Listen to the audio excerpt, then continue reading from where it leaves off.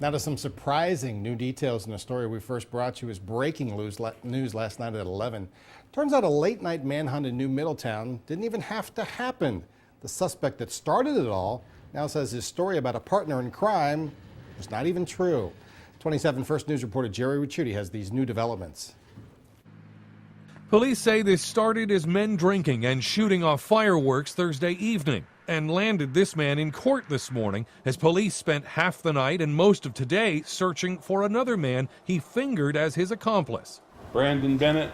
The 30-year-old from New Middletown was arrested after trying to get away from police not once but twice at the Camelot Mobile Home Park.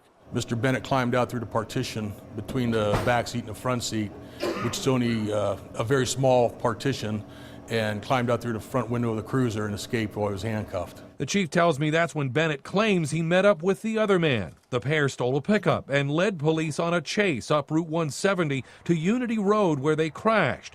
While Bennett was captured again, he claimed his accomplice ran off into the woods, prompting a huge manhunt involving a state patrol helicopter with a thermal imaging unit.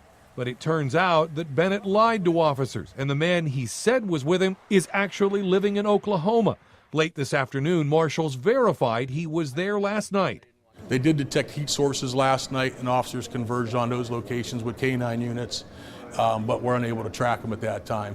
But with Bennett telling police the other man was often armed, that was enough for administrators with the nearby Springfield local schools to delay the start of classes for a couple hours this morning.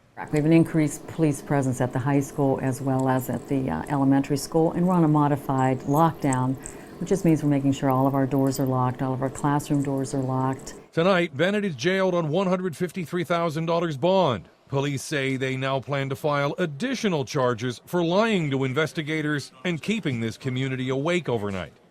In New Middletown, Gerry Ricciutti, WKBN 27 First News.